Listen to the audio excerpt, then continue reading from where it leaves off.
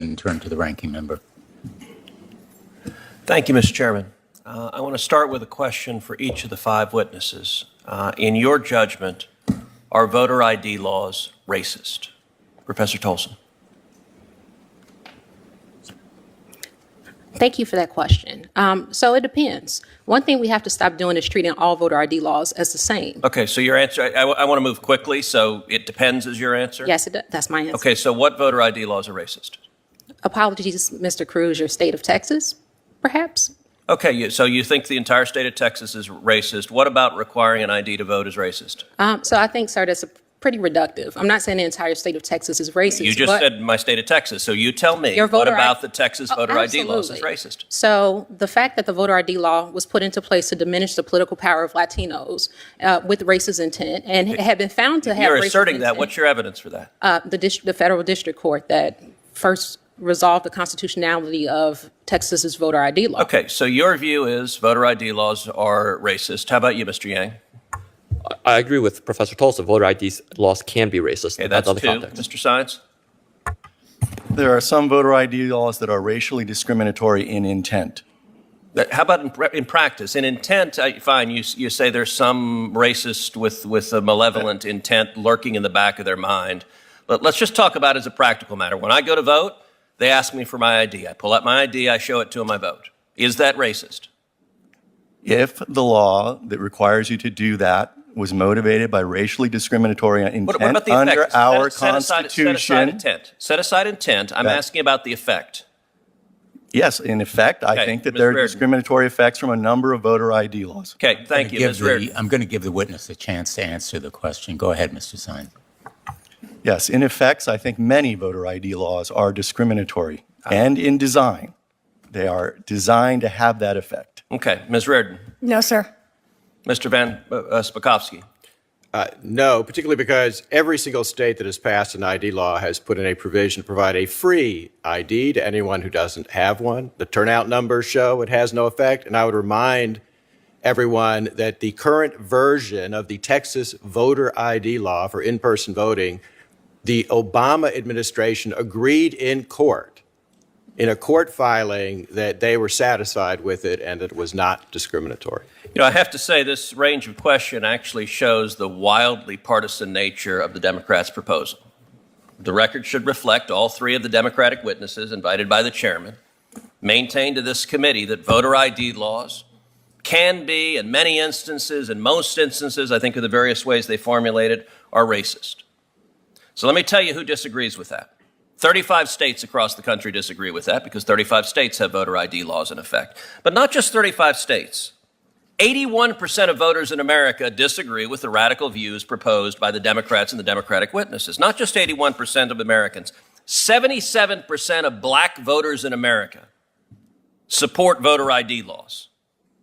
78% of Hispanic voters in America support voter ID laws. Maldev should think about that. 81% of low-income Americans support voter ID laws. And yet, what this bill is about is putting radicals in charge of saying, if you require an ID to vote, that is racist and must be struck down. This is all about partisan power. Now, DOJ has also said, under the Biden administration, that it is not going to presume that a state acts lawfully if it simply returns to pre-COVID voting laws. Ms. Reardon, Mr. Van Spakovsky, what does that tell you if they say after a pandemic, if you go back to the laws that existed before, DOJ is not going to assume that that's okay? What does that tell you about the partisan nature of DOJ?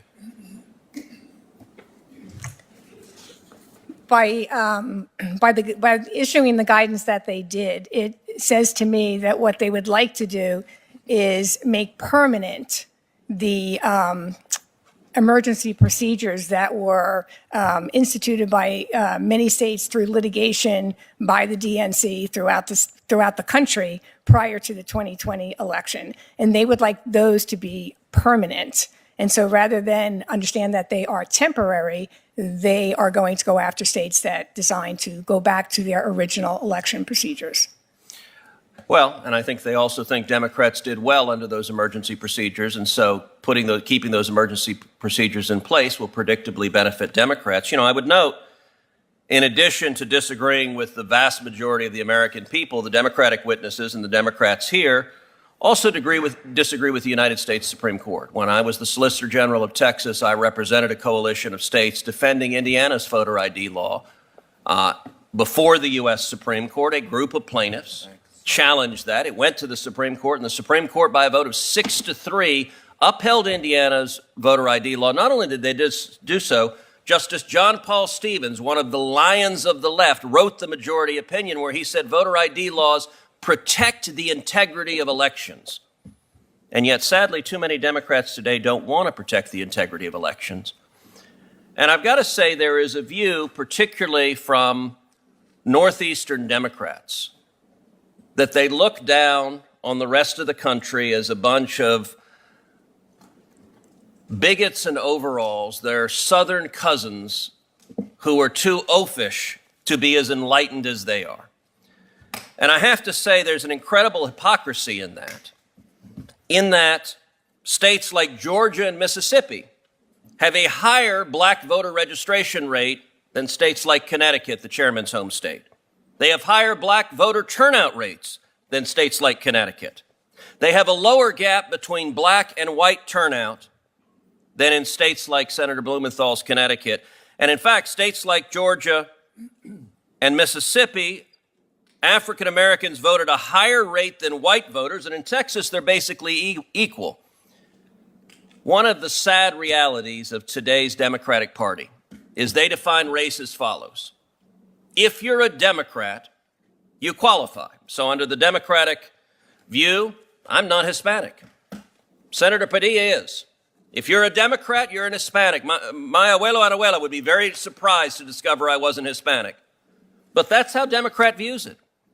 That's how the radicals in the civil rights division view it. And I will point out as an example, this committee,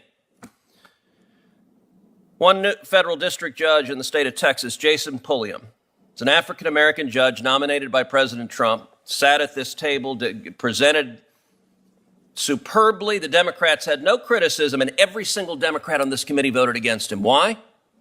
Because they perceived him as a black Republican. He didn't qualify as a black man. And I actually asked, as the Democrats were voting against Judge Pulliam, do you have one basis to vote against him? Anything you disagree with? None of them had any single answer at all. This hearing's about one thing. It's about power, and it's about ensuring Democrats stay in power. That's cynical, and it's at the expense of democracy and the right of voters to express their will through free and fair elections.